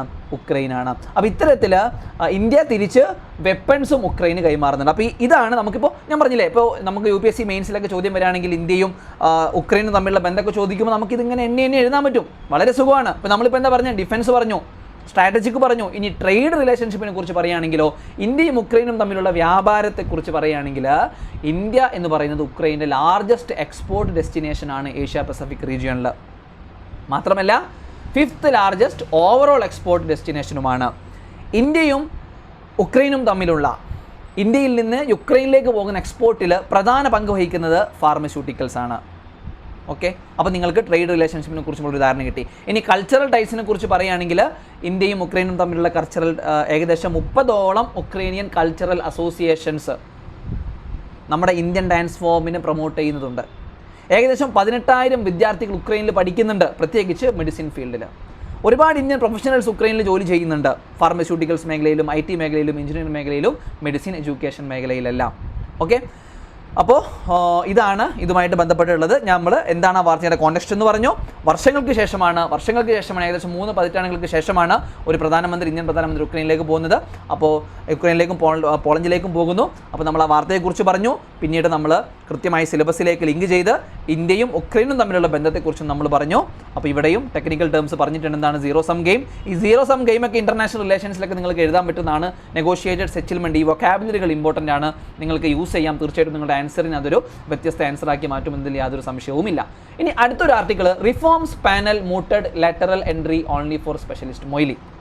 അപ്പോൾ ഈ ആർട്ടിക്കിളിൽ പറയുന്നത്, നമുക്കറിയാം മോഡി ഗവൺമെൻറ് വന്നതിന് ശേഷം ലാറ്ററൽ എൻട്രി എന്ന് പറയുന്ന ഒരു രീതിയിൽ, അതായത് സെക്രട്ടറി പൊസിഷനിലേക്കെല്ലാം പ്രൈവറ്റ് സെക്ടറിൽ നിന്നും വരെ ആളുകളെ, അതായത് എക്സ്പേർട്ടൈസ് ആയിട്ടുള്ള, ഗവൺമെൻറ് പറയുന്നത് എക്സ്പീരിയൻസും എക്സ്പേർട്ടൈസും ആയിട്ടുള്ള ആളുകളെ ഈ പറഞ്ഞ ബ്യൂറോക്രസിയിലേക്ക് കൊണ്ടുവരുന്ന ഒരു സംവിധാനം, ലാറ്ററൽ എൻട്രി. അവർ ഗവൺമെൻറ് സർവീസിലുള്ള ആളുകൾ തന്നെയല്ല, അപ്പോൾ എക്സ്പെർട്ടൈസിന് വേണ്ടിയിട്ട് പുറമേ അവർ എക്സ്പെർട്ടൈസ് കാണിച്ച ആളുകളാണെങ്കിൽ, അവർ എക്സ്പീരിയൻസ്ഡ് ആണെങ്കിൽ അവരെയും കൂടി ഈ ബ്യൂറോക്രസിയിലേക്ക് കൊണ്ടുവരുന്ന ഒരു സംവിധാനമാണ് ലാറ്ററൽ എൻട്രി എന്ന് പറയുന്നത്. നമുക്ക് സിലബസിലേക്ക് ലിങ്ക് ചെയ്യാൻ പറ്റുന്നത് general studies paper 2 role of civil service in democracy എന്ന് പറയുന്ന ഒരു ടോപ്പിക് ഉണ്ട്. അവിടെയാണ് നമുക്കത് ലിങ്ക് ചെയ്യാൻ വേണ്ടി പറ്റുന്നത്. ഓക്കെ, ഇനി നമുക്കിതിൻ്റെ കൂടുതൽ ഡീറ്റെയിൽസിലേക്ക് പോവാം. അപ്പോൾ എന്താണ് ഈ ലാറ്ററൽ എൻട്രി സ്കീം എന്ന് പറയുന്നത്? നമ്മൾ ആദ്യം അത് മനസ്സിലാക്കണം. അതായത് ഗവൺമെൻറ്റിൻ്റെ പുറത്ത് നിന്ന് ആളുകളെ റിക്രൂട്ട് ചെയ്യുക. അതായത് കേവലം ചെറിയ പോസ്റ്റുകളിലേക്കല്ല, മിഡ് ലെവൽ സീനിയർ പൊസിഷൻസിലേക്ക് റിക്രൂട്ട് ചെയ്യുക. എന്താണ് ഇതിലൂടെ ഗവൺമെൻറ് ഉദ്ദേശിക്കുന്നത്? അവർ ഏത് മേഖലയിലാണോ ഡൊമൈൻ സ്പെസിഫിക് എക്സ്പെർട്ടൈസ് കൃത്യമായിട്ട് കൊണ്ടുവരിക. അതേപോലെ തന്നെ ഗവൺമെൻറ്റിലേക്ക് ഇപ്പോൾ നമുക്കറിയാം പ്രൈവറ്റ് സെക്ടർ എന്ന് പറയുന്നത് ഹൈലി കോമ്പറ്റീറ്റീവ് ആണ്. പക്ഷേ ഗവൺമെൻറ്റിന് കോമ്പറ്റീറ്റീവ് മീൻസ് ഗവൺമെൻറ്റിൻ്റെ പ്രയോറിറ്റി എന്ന് പറയുന്നത് എപ്പോഴും വെൽഫെയർ ആണ്. അപ്പോൾ ഈ പ്രൈവറ്റ് സെക്ടറിലുള്ള ആളുകൾക്കുള്ള ഒരു മാനേജീരിയൽ സ്കില്ല്, അവരുടെ ഓവറോൾ അണ്ടർസ്റ്റാൻഡിങ്, ഇതിനെയെല്ലാം കൊണ്ടുവന്ന് ഗവൺമെൻറ്റിലേക്ക് കൊണ്ടുവരുമ്പോൾ നമുക്ക് ഒരേ സമയം വെൽഫെയറും ഒരേ സമയം എക്സ്പെർട്ടൈസും ഒരേ സമയം നമുക്ക് ഒരു ഗ്രോത്ത് ഓറിയൻറ്റേഷനും ഒക്കെ ഉണ്ടാവും എന്നുള്ളതാണ് ഇതിൻ്റെ പ്രധാനമായിട്ടുള്ള ഉദ്ദേശം. 3 വർഷത്തേക്കാണ് കോൺട്രാക്ട് ഈ ഒരു ലാറ്ററൽ എൻട്രിയിലൂടെ പറയുന്നത്. പക്ഷേ അത് 5 വർഷം വരെ എക്സ്റ്റെൻഡ് ചെയ്യാനും വേണ്ടി സാധിക്കും. ഇനി നമ്മളിവിടെ മെയിൻസ് പെർസ്പെക്റ്റീവിലൊക്കെ നമ്മൾ മനസ്സിലാക്കേണ്ടത്, സിവിൽ സർവീസിൻ്റെ മെയിൻസ് പെർസ്പെക്റ്റീവിലും നമ്മൾ മനസ്സിലാക്കേണ്ട ഒരു കാര്യം എന്ന് പറയുന്നത്, ഈ പറയുന്ന ലാറ്ററൽ എൻട്രിയുടെ കോൺസെപ്റ്റ് എന്നാണ് ആദ്യമായിട്ട് വന്നത്, അതിൻ്റെ ഒരു ഹിസ്റ്ററി എങ്ങനെയായിരുന്നു എന്നുള്ളതാണ്. ഏകദേശം നമ്മൾ 2004-2009 കാലഘട്ടത്തിലാണ് ഈ സെക്കൻഡ് ARC റിപ്പോർട്ടിൽ 2005 വന്ന സെക്കൻഡ് ARC റിപ്പോർട്ടിൽ ഇത് കൃത്യമായിട്ട് സപ്പോർട്ട് ചെയ്തിരുന്നു. ഒന്നാമത്തത്. രണ്ടാമത്തത് നീതി ആയോഗ് 2017 ഇത് റെക്കമെൻഡ് ചെയ്തിരിക്കുന്നു അവരുടെ 3 ഇയർ ആക്ഷൻ അജണ്ടയുടെ ഭാഗമായിട്ട്. കാരണം സെൻട്രൽ ഗവൺമെൻറ്റിലേക്ക് സ്പെഷ്യലൈസ്ഡ് എക്സ്പെർട്ടൈസ് വരണം. അപ്പോൾ നമുക്കിത് എഴുതാൻ പറ്റുന്നത് മെയിൻസിലാണ്. കാരണം എങ്ങനെയാണ് ഇതിൻ്റെ ഒരു ഹിസ്റ്ററി, ഈ ലാറ്ററൽ എൻട്രി. അപ്പോൾ അത് 2004-2009 അതിൻ്റെ കോൺസെപ്റ്റ് ഇൻട്രൊഡ്യൂസ് ചെയ്യുന്നത്. പിന്നീട് അത് സ്ട്രോങ്ലി ഈ സെക്കൻഡ് ARC റിപ്പോർട്ട് ഒരിക്കലും മറക്കരുത്. 2005 വന്ന സെക്കൻഡ് ARC റിപ്പോർട്ടിൽ. പിന്നീട് നീതി ആയോഗും 2017 അവരുടെ 3 ഇയർ ആക്ഷൻ അജണ്ടയുടെ ഭാഗമായിട്ടും ഈ ലാറ്ററൽ എൻട്രിയെ അവർ ഇൻട്രൊഡ്യൂസ് ചെയ്തിരുന്നു. അപ്പോൾ ഇതിൻ്റെ ക്രൈറ്റീരിയ നമ്മൾ അറിഞ്ഞിരിക്കണം. പ്രിലിംസ് പെർസ്പെക്റ്റീവിൽ നമുക്ക് വേണമെങ്കിൽ ചോദ്യം വരാം. ഇതിൽ ക്രൈറ്റീരിയ എന്ന് പറയുന്നത് ഡൊമൈൻ എക്സ്പെർട്ടൈസ് ഉണ്ടായിരിക്കുക, അവരുടെ മേഖലയിൽ പ്രൂവൻ ട്രാക്ക് റെക്കോർഡ് ഉണ്ടായിരിക്കുക. ഓൾറെഡി നമ്മൾ പറഞ്ഞു, പ്രൈവറ്റ് സെക്ടറിൽ നിന്നും സ്റ്റേറ്റ് ഗവൺമെൻറ്റിൽ നിന്നും ഓട്ടോണമസ് ബോഡീസിൽ നിന്നും പബ്ലിക് സെക്ടർ അണ്ടർടേക്കിങ്സിൽ നിന്നൊക്കെ നമുക്ക് വേണമെങ്കിൽ എന്ത് ചെയ്യാം, ആളുകളെ എടുക്കാം. ഓക്കെ, ഇനി ഇവിടെ ഏറ്റവും കൺസേൺ ആയിട്ടുള്ളൊരു കാര്യം എന്ന് പറയുന്നത്, ലാറ്ററൽ എൻട്രിയുമായി ബന്ധപ്പെട്ട ഏറ്റവും കൺസേൺ ആയ കാര്യം എന്ന് പറയുന്നത് ഇതിൽ റിസർവേഷൻ ഇല്ല എന്നുള്ളതാണ്. അതുകൊണ്ട് തന്നെ പലരും പറയുന്ന ഒരു കൺസേൺ എന്ന് പറയുന്നത് SC, ST, OBC, EWS ഇവർക്കെല്ലാം കാര്യമായ രീതിയിൽ അതിൽ പരിഗണന ഉണ്ടാവില്ല എന്നുള്ളതാണ്. അപ്പോൾ ഇതിന് കാരണമായിട്ട് പറയുന്നത് ഇതിലെ ഓരോ പോസ്റ്റും നമ്മളൊരു സിംഗിൾ പോസ്റ്റായിട്ടാണ് ട്രീറ്റ് ചെയ്യുന്നത് എന്നാണ് കാരണം പറയുന്നത്. ഓക്കെ, അപ്പോൾ നമ്മൾ ഇനി ലാറ്ററൽ എൻട്രിയെ കുറിച്ചൊരു സ്റ്റാറ്റിസ്റ്റിക്സ് നമുക്ക് എഴുതണമെന്നുണ്ടെങ്കിൽ നമുക്ക് ഇവിടെ ഇത് എഴുതാം. 2023 ഓഗസ്റ്റ് വരെയുള്ള കണക്കനുസരിച്ച് ഏകദേശം 57ഓളം 57 of this lateral entrance R currently serving in the central government. 63 പേരെ നമ്മൾ റിക്രൂട്ട് ചെയ്തിരുന്നു. 2018 മുതലാണ് നമ്മൾ സ്റ്റാർട്ട് ചെയ്തത്. 2023 വരെയുള്ള കണക്കെടുക്കുകയാണെങ്കിൽ 63 ഇൻഡിവിജ്വൽസ് വന്നു. അതിൽ 57 പേര് ഇപ്പോൾ കറൻ്റ്ലി സെർവ് ചെയ്യുന്നുണ്ട്. ഇത് നിങ്ങൾക്ക് നിങ്ങൾ മെയിൻസ് എഴുതുന്ന സമയത്ത് ലാറ്ററൽ എൻട്രിയെ കുറിച്ചൊക്കെ ചോദ്യം വരികയാണെങ്കിൽ ഒരു ഡാറ്റയായിട്ട് നിങ്ങൾക്ക് എഴുതാൻ പറ്റുന്ന ഒന്നാണ്. അപ്പോൾ നമ്മൾ ലാറ്ററൽ എൻട്രിയെ കുറിച്ച് പറഞ്ഞു, എന്നാൽ ലാറ്ററൽ എൻട്രി എന്ന് പറഞ്ഞു, അതുമായിട്ട് ബന്ധപ്പെട്ട വിമർശനം പറഞ്ഞു, റിസർവേഷനെ കുറിച്ചും അതിൽ എന്തുകൊണ്ടാണ് അത് വൈഡ്ലി ക്രിട്ടിസൈസ് ചെയ്തിരിക്കുന്നത് എന്നൊക്കെ നമ്മൾ പറഞ്ഞു. ഇനി അടുത്തത് SSC, RRB, PSC, CUET തുടങ്ങിയ പരീക്ഷകൾക്ക് ഒബിറ്റ്വറീസ് അല്ലെങ്കിൽ മരണപ്പെട്ട പ്രമുഖരായ വ്യക്തികളെ കുറിച്ച് ചോദ്യം വരാറുണ്ട്. അപ്പോൾ അത്തരത്തിലുള്ള പരീക്ഷകൾക്ക് വന്നേക്കാവുന്ന ഒന്നാണ് ഓപ്പറേഷൻ പരാക്രം എന്ന് പറയുന്ന ഇന്ത്യൻ ആർമിയുടെ ഒരു പ്രധാനപ്പെട്ട ഒരു ഓപ്പറേഷൻ ഉണ്ടായിരുന്നു. ആ ഓപ്പറേഷനെ ലീഡ് ചെയ്ത ജനറൽ S. പത്മനാഭൻ അന്തരിച്ചു എന്നുള്ളൊരു വാർത്തയാണ്. അപ്പോൾ ഇവിടെ നമുക്ക് അറിഞ്ഞിരിക്കേണ്ടത് ജനറൽ S. പത്മനാഭൻ അന്തരിച്ചു. അദ്ദേഹം എന്തിനായിരുന്നു അറിയപ്പെട്ടത്? ഓപ്പറേഷൻ പരാക്രം. മറക്കരുത്, ഓപ്പറേഷൻ പരാക്രം. ഇത് ലീഡ് ചെയ്ത ജനറൽ S. പത്മനാഭൻ അന്തരിച്ചു. അപ്പോൾ ഇവിടെ നമുക്ക് 2 രീതിയിൽ ചോദിക്കാം. ഒന്ന്, അദ്ദേഹം ഏത് ഓപ്പറേഷനെയാണ് ലീഡ് ചെയ്തത്. 2, അദ്ദേഹത്തിൻ്റെ പേര് തന്നെ നമുക്ക് വേണമെങ്കിൽ ചോദിക്കാം. റീസെൻ്റ്ലി ഓപ്പറേഷൻ പരാക്രം ലീഡ് ചെയ്ത ഏത് ആർമി ഓഫീസറാണ് മരണപ്പെട്ടത്, അങ്ങനെയും ചോദിക്കാം. ഓക്കെ, ഇനി അടുത്തത് നമുക്ക് നോക്കാനുള്ള ആർട്ടിക്കിൾ എന്ന് പറയുന്നത് സുപ്രീം കോർട്ടുമായിട്ട് ബന്ധപ്പെട്ടുള്ള ആർട്ടിക്കിളാണ്. Supreme court to pronounce judgment on the right to privacy of adolescents today. അപ്പോൾ ഇത് നമുക്ക് നമ്മുടെ സിലബസിലേക്ക് ലിങ്ക് ചെയ്യാൻ പറ്റുന്നത് പൊളിറ്റി ഭാഗത്തേക്കാണ്. പ്രിലിം സിലബസിലെ Indian polity and governance, constitution, political system, panchayati raj, public policy, right issues എന്ന് പറയുന്ന നമ്മൾ മൊത്തത്തിൽ പൊളിറ്റി എന്ന് പറയുന്ന ഭാഗത്തേക്കാണ് നമുക്ക് ലിങ്ക് ചെയ്യാൻ പറ്റുന്നത്. അപ്പോൾ പ്രധാനമായിട്ടും ഈ ഒരു ഇതിൻ്റെ കോണ്ടെക്സ്റ്റ് എന്ന് പറയുന്നത് ഒരു ഹൈക്കോർട്ട് കൽക്കട്ട ഹൈക്കോർട്ട് ജഡ്ജ്മെൻറ്റ് വന്നിരുന്നു. ആ ജഡ്ജ്മെൻറ്റിൽ ഒരു വളരെ കോൺട്രവേഴ്ഷ്യലായ ഒരു കാര്യം ഉണ്ടായിരുന്നു. അഡോളസെൻറ്റ് ഗേൾസിനോട് നിങ്ങളുടെ സെക്ഷുവൽ അർജസ് കൺട്രോൾ ചെയ്യണമെന്ന് പറഞ്ഞു. അത് തീർച്ചയായിട്ടും അതൊരിക്കലും പാടില്ല. അത് ഒരു അഡോളസെൻറ്റിൻ്റെ പ്രൈവസിയെ നിരാകരിക്കുന്ന, അതിനെ ബാധിക്കുന്ന ഒന്നാണെന്നാണ് സുപ്രീം കോർട്ടിൻ്റെ ബെഞ്ച് പറഞ്ഞത്. ഇതുമായിട്ട് ബന്ധപ്പെട്ടാണ് വാർത്ത.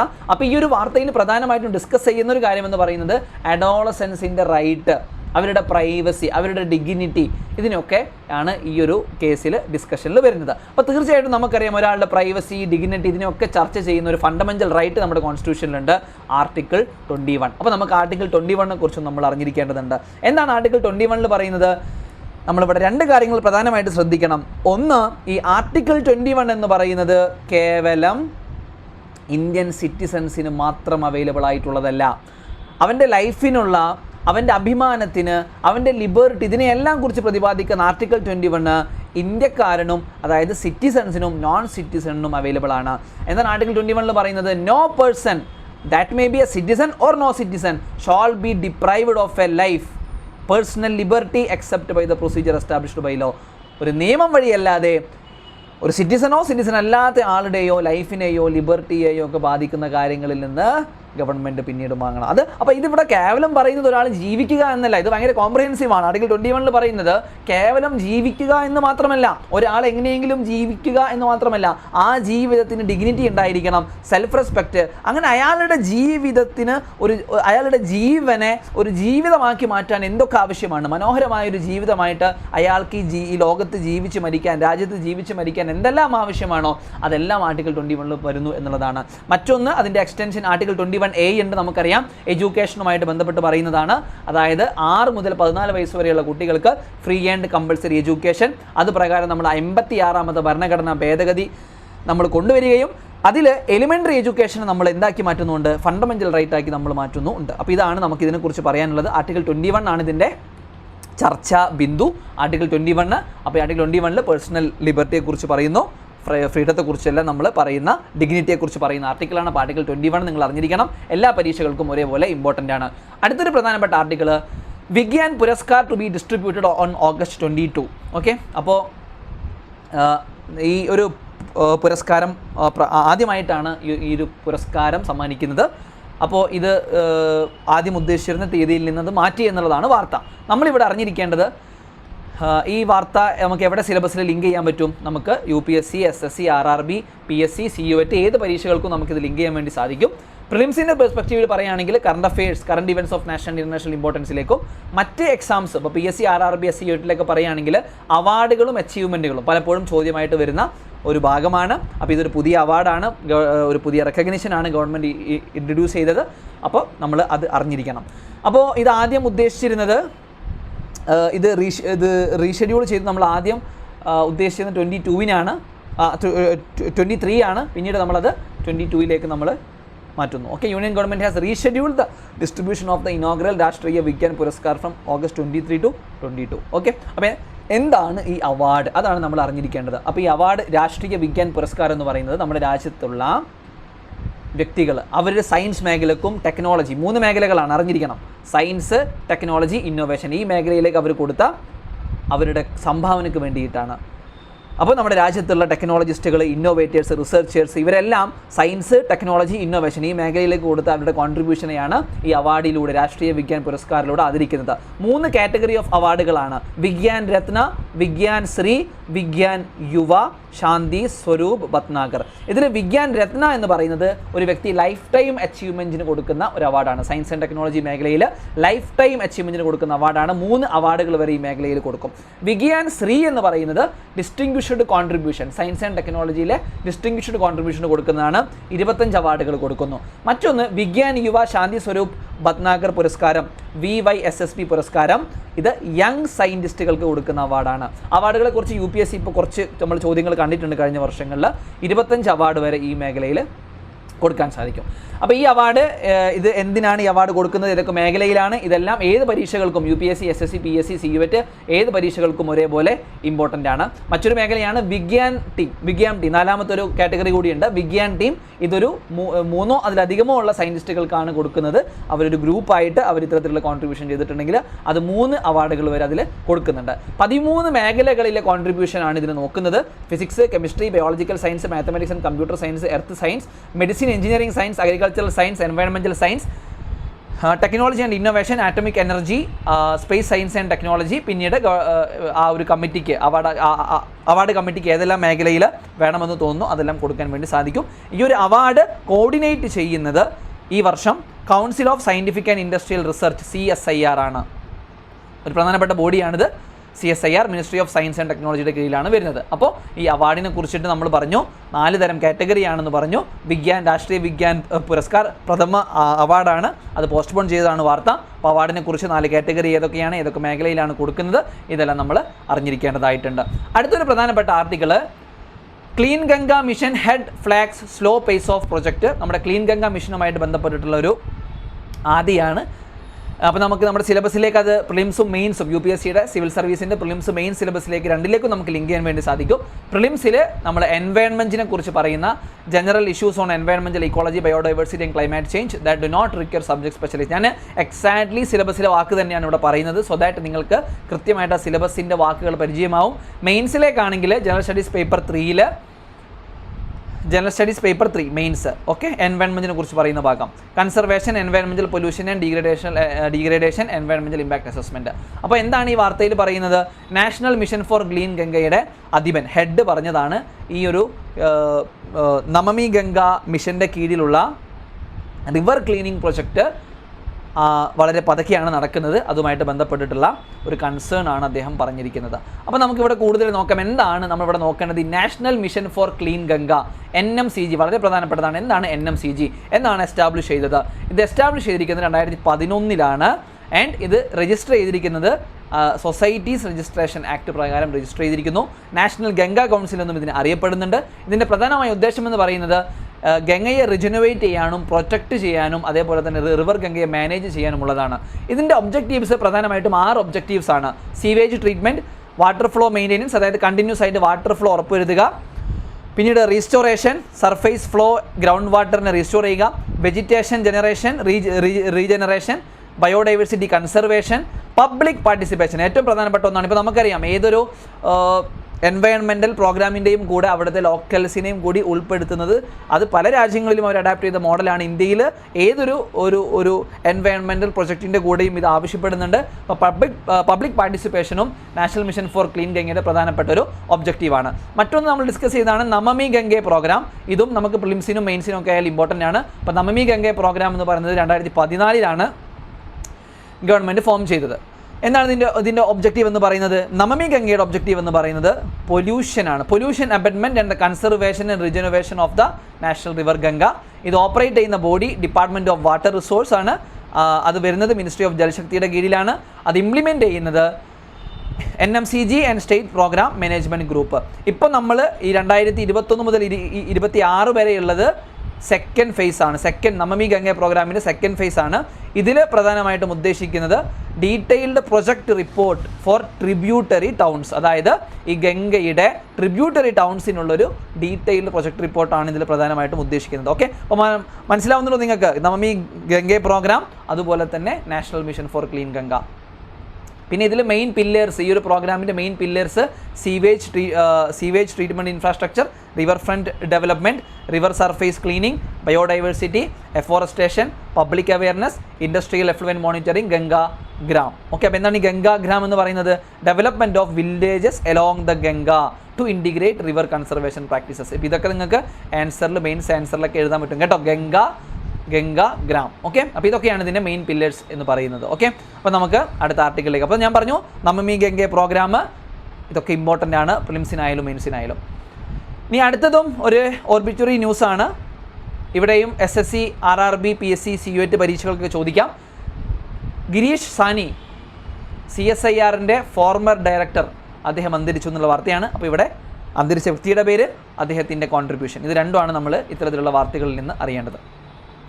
അടുത്ത പ്രധാനപ്പെട്ട ഒരു article to abide or not എന്ന് പറയുന്ന ഒരു ആർട്ടിക്കിളാണ്. ഇത് നമുക്കറിയാം, കർണാടകയിൽ അവിടുത്തെ മുഖ്യമന്ത്രിക്കെതിരായിട്ടുള്ളൊരു അന്വേഷണം പ്രഖ്യാപിക്കുകയുണ്ടായിരുന്നു.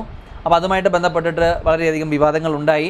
അങ്ങനെ ഗവർണർക്ക് അങ്ങനെ ചെയ്യാൻ പറ്റുമോ, ഇനി അങ്ങനെ ചെയ്താൽ തന്നെ ഒരു CMന് എന്തെങ്കിലും ഇമ്മ്യൂണിറ്റി ഉണ്ടോ, ഈ ഡിസ്കഷൻസ് ഒക്കെ ഇതുമായിട്ട് ബന്ധപ്പെട്ട് വന്നിരുന്നു. നമുക്കിത് സിലബസിൽ ലിങ്ക് ചെയ്യാൻ പറ്റുന്നത് പൊളിറ്റി ഭാഗത്താണ്. UPSCയുടെ പ്രിലിംസിൽ പൊളിറ്റി ഭാഗത്താണ് നമുക്ക് ലിങ്ക് ചെയ്യാൻ പറ്റുന്നത്.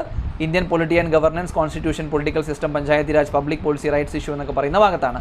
അപ്പോൾ ഇവിടെ പ്രധാനമായിട്ടും ഗവർണർ ആ ചെയ്തത് ശരിയാണോ, ഗവർണർ ആ എന്താ പറയുക, ഒരു പ്രൈവറ്റ് കംപ്ലയിൻറ്റിൻ്റെ പുറത്ത് അത്തരത്തിലുള്ളൊരു നീക്കം ഗവർണർ ചെയ്യാൻ പാടുണ്ടായിരുന്നോ? അപ്പോൾ ഇവിടെ ഇതിനെ എതിർക്കുന്നവർ പറയുന്നത് തീർച്ചയായിട്ടും ഗവർണർ കൗൺസിൽ ഓഫ് മിനിസ്റ്റേഴ്സിൻ്റെ അഡ്വൈസ് പ്രകാരം പ്രവർത്തിക്കേണ്ട ആളാണ്, അതിനെ ഓവർ റൈഡ് ചെയ്തു എന്നുള്ളതാണ്. പക്ഷേ അദ്ദേഹത്തിനെ അനുകൂലിക്കുന്നവർ പറയുന്നത് അതിൻ്റെ ആവശ്യമില്ല, അദ്ദേഹത്തിന് ഈ വിഷയങ്ങൾ എന്ത് ചെയ്യാം, ഇൻഡിപെൻഡൻ്റ്ലി ആക്ട് ചെയ്യാം എന്നുള്ളതാണ്. അപ്പോൾ ഇതായിരുന്നു ഇതിൻ്റെ പ്രശ്നം. ഇവിടെ നമ്മൾ നോക്കേണ്ടത് എന്താണ്, ഇതിൻ്റെ ലീഗൽ വശങ്ങളാണ്. ഇവിടെ നമ്മളൊരു ആക്ടിനെ കുറിച്ച് നമ്മൾ അറിയണം. Prevention of corruption act 2018, prevention of corruption act 2018, അതിൽ സെക്ഷൻ 17A പ്രകാരം ഒരു അപ്രൂവൽ ഇല്ലാതെ, അതോറിറ്റിയുടെ അപ്രൂവൽ ഇല്ലാതെ പോലീസിന് പബ്ലിക് സർവൻസിനെ ഇൻവെസ്റ്റിഗേറ്റ് ചെയ്യാൻ പറ്റില്ല.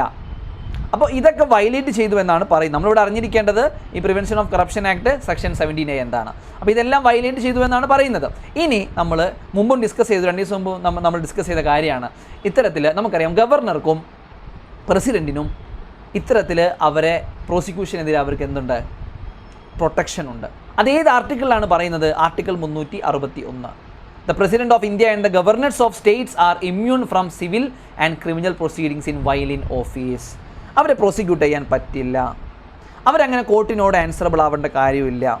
പക്ഷേ ഇവിടെ നമ്മൾ മനസ്സിലാക്കേണ്ട ഒരു കാര്യം, ആർട്ടിക്കിൾ 361 പ്രകാരം യൂണിയൻ ടെറിട്ടറീസിൻ്റെ അഡ്മിനിസ്ട്രേറ്റർക്കോ ലഫ്റ്റനൻറ്റ് ഗവർണർക്കോ ഈ ഇമ്മ്യൂണിറ്റി അവൈലബിൾ ആണോ? UPSC തീർച്ചയായിട്ടും നിങ്ങൾക്ക് തെറ്റിക്കാൻ വേണ്ടി തരാം. കാരണം നമ്മൾ ചിന്തിക്കുമ്പോൾ പ്രസിഡൻറ്റ്, ഗവർണർ, അപ്പോൾ അതേ പദവിയിൽ തന്നെയാണ് നമ്മൾ അഡ്മിനിസ്ട്രേറ്ററെയും ലഫ്റ്റനൻറ്റ് ഗവർണറെയും കുറിച്ച് ചിന്തിക്കുന്നത്. പക്ഷേ അറിഞ്ഞിരിക്കുക, ആർട്ടിക്കിൾ 361 പ്രകാരമുള്ള ഇമ്മ്യൂണിറ്റി പ്രസിഡൻറ്റിനും ഗവർണർക്കും മാത്രമാണ്.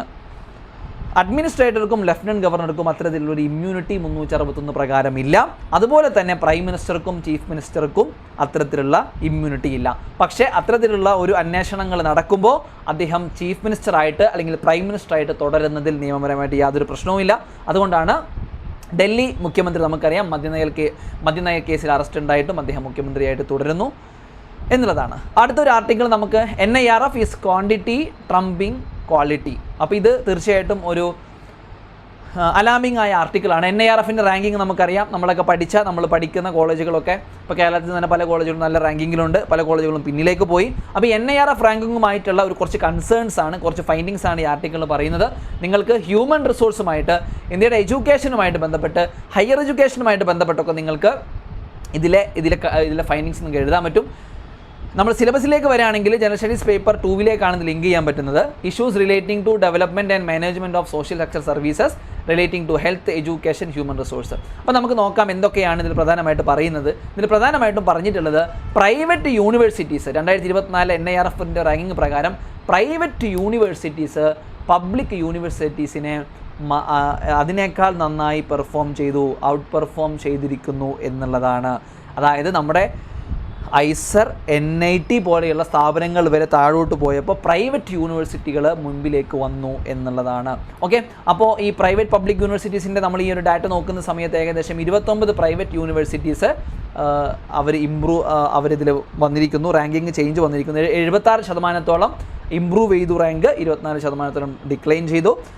ഇവിടെ വരെയാണെങ്കിൽ 61% പബ്ലിക് യൂണിവേഴ്സിറ്റീസ് ഡിക്ലൈൻ ചെയ്യുകയും 39% മാത്രമാണ് ഇമ്പ്രൂവ്മെൻറ്റ് ഉണ്ടായിരിക്കുന്നത്. അപ്പോൾ ഒരു സ്റ്റാഗ്നൻ്റ് അവിടെ പബ്ലിക് യൂണിവേഴ്സിറ്റീസിൻ്റെ കാര്യത്തിൽ ഉണ്ടായിട്ടുണ്ട്. ഓക്കെ, അപ്പോൾ ഇതിൽ ടോട്ടൽ ഇതിൻ്റെ ഒരു ട്രെൻഡ് എന്ന് പറയുന്നത് പബ്ലിക് യൂണിവേഴ്സിറ്റിയേക്കാൾ പ്രൈവറ്റ് യൂണിവേഴ്സിറ്റീസ് നന്നായിട്ട് ചെയ്തിരിക്കുന്നു എന്നുള്ളതാണ്. പ്രത്യേകിച്ച് ഐസർ പോലെ NIT പോലെയുള്ള ഇൻസ്റ്റിറ്റ്യൂട്ടുകൾ ഒരു സെറ്റ് ബാക്ക് ഉണ്ടായിരിക്കുന്നു എന്നുള്ളതാണ്. ഇതിൽ എന്തുകൊണ്ട് പ്രൈവറ്റ് യൂണിവേഴ്സിറ്റീസ് നല്ല റാങ്കിങ്ങിലേക്ക് വന്നു എന്ന ഒരു പ്രധാനപ്പെട്ട കാരണം പറയുന്നത് റിസർച്ച് മെട്രിക്സ് ആണ്. റിസർച്ചുമായിട്ട് ബന്ധപ്പെട്ട് അവർ നന്നായിട്ട് ചെയ്തു എന്നുള്ളതാണ്. ഇനി ഈ NIRFൻ്റെ റാങ്കിങ്, ഇതിൽ ഒരു പ്രധാനപ്പെട്ട ഒരു വാക്ക് നമ്മൾക്ക് അറിഞ്ഞിരിക്കണം. അതായത് ഈ റാങ്കിങ് കാണിക്കുന്നത് ക്വാണ്ടിറ്റി ഓവർ ക്വാളിറ്റി, അതായത് നമ്മൾ ക്വാണ്ടിറ്റി ഓവർ ക്വാളിറ്റിയിലേക്ക് പോകണം. മനസ്സിലായില്ലേ? ക്വാണ്ടിറ്റി ഉള്ളത് കൊണ്ട് മാത്രം നമ്മുടെ എഡ്യൂക്കേഷൻ സെക്ടറിൽ നിന്ന് നല്ല രീതിയിൽ പെർഫോം ചെയ്യാൻ പറ്റില്ല, ക്വാളിറ്റിയും കൂടി അഷ്വറൻസ് ചെയ്യണമെന്നുള്ള ഒരു മെസ്സേജാണ് ഈ വർഷത്തെ NIRF റാങ്കിങ്ങിലൂടെ നമുക്ക് കിട്ടിയിരിക്കുന്നത്. അപ്പോൾ നിങ്ങൾക്കിത് വായിച്ചു പോവാം, ഞാൻ ഡീറ്റെയിൽ ആയിട്ട് തന്നെ കൊടുത്തിട്ടുണ്ട്, നിങ്ങൾക്കത് മനസ്സിലാക്കാം. അടുത്തൊരു ഇമ്പോർട്ടൻ്റ് ആർട്ടിക്കിളാണ് how the Banni grasslands of Kutch Gujarat can be restored. വളരെ പ്രധാനപ്പെട്ട ഒന്നാണ്. ഗ്രാസ് ലാൻഡ് എന്ന് പറയുന്നത് UPSCയുടെ ഇഷ്ടപ്പെട്ട ഏരിയയാണ്, എൻവയോൺമെൻറ്റ് പ്രധാനപ്പെട്ട ഏരിയയാണ്.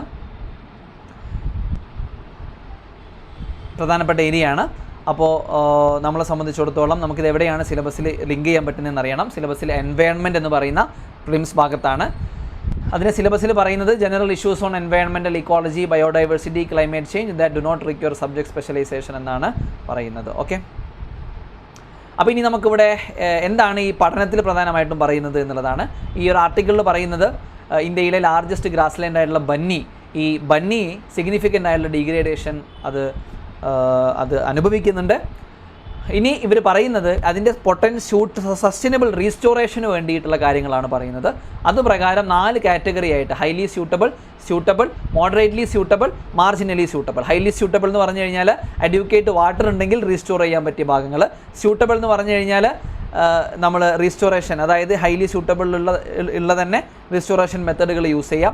മോഡറേറ്റ്ലി സ്യൂട്ടബിൾ എന്ന് പറഞ്ഞു കഴിഞ്ഞാൽ അഡീഷണൽ ആയിട്ട് കുറച്ച് കാര്യങ്ങൾ ചെയ്ത് കഴിഞ്ഞാൽ നമുക്ക് തിരിച്ചുകൊണ്ടുവരാൻ പറ്റുന്നത്. പിന്നെ മാർജിനലി സ്യൂട്ടബിൾ എന്ന് പറഞ്ഞു കഴിഞ്ഞാൽ ടെറസിങ്, ഫെർട്ടിലൈസർ, ഇതിലൊക്കെ നടത്തുന്ന ഇൻവോൾവ്മെൻറ്റ് വഴി നമുക്ക് തിരിച്ചുകൊണ്ടുവരാം. ഇങ്ങനെ 4 കാറ്റഗറി ആക്കിയിട്ടാണ് നമ്മൾ ചെയ്യുന്നത്.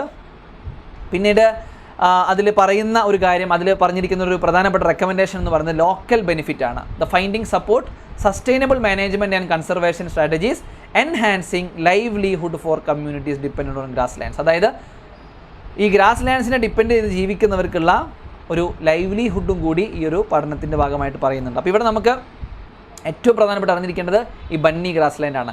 ബന്നി ഗ്രാസ് ലാൻഡിനെ കുറിച്ചുള്ള കൺസേൺ ആണ്, അതെങ്ങനെ മറികടക്കാം എന്നുള്ള കാര്യങ്ങളൊക്കെയാണ് നമ്മൾ മുമ്പ് പറഞ്ഞത്. ഇനി ബന്നി ഗ്രാസ് ലാൻഡിനെ കുറിച്ച് നമ്മൾ അറിഞ്ഞിരിക്കണം. ഇത് ഗുജറാത്തിലാണ്, ഒന്നാമത്തെ കാര്യം.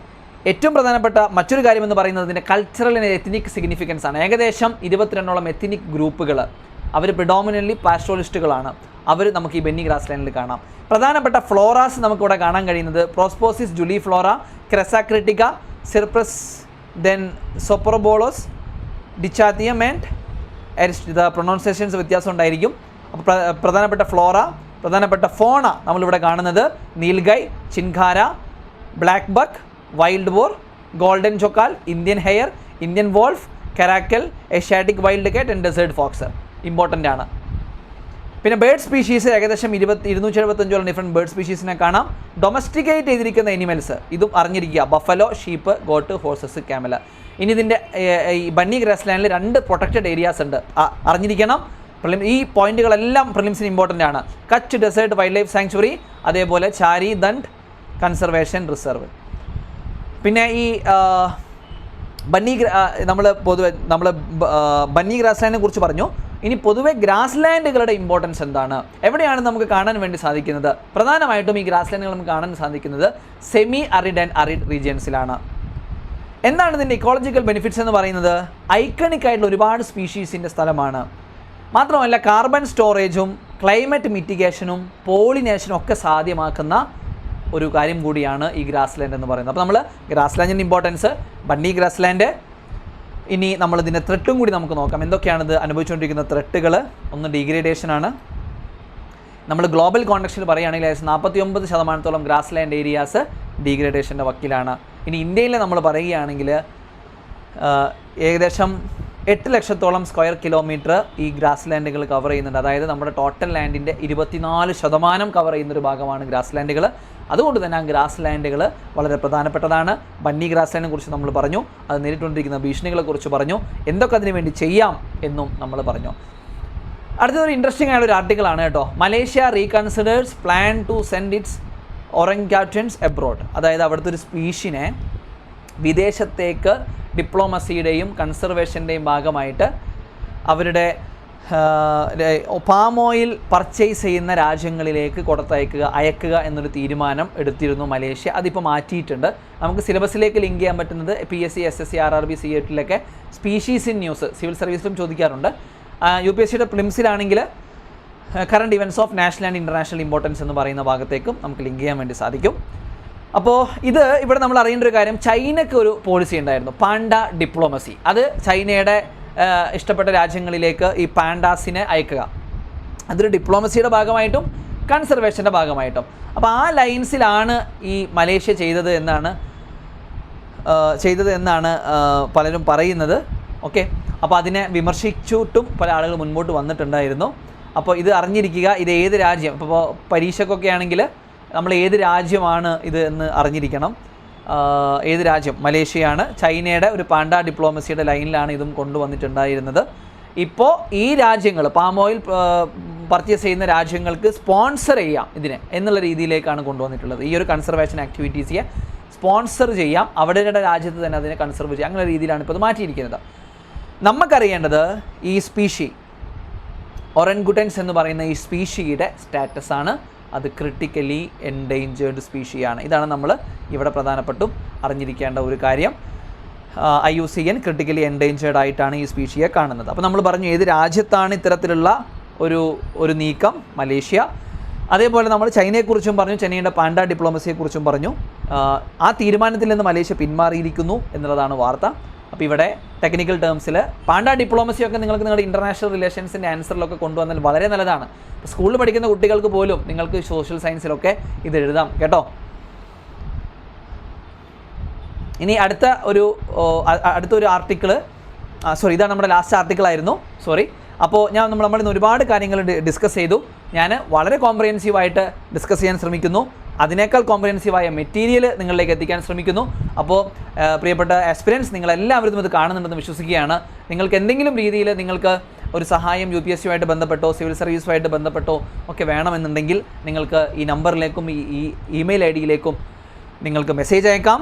അപ്പോൾ ഇന്നെടുത്ത ടോപ്പിക്സുകളെല്ലാം നിങ്ങൾ മനസ്സിലാക്കി നിങ്ങൾ പഠിച്ചുകൊണ്ടിരിക്കുന്നു, ക്ലാസ്സുകൾ കാണുന്നു എന്ന് ഞാൻ വിശ്വസിക്കുകയാണ്.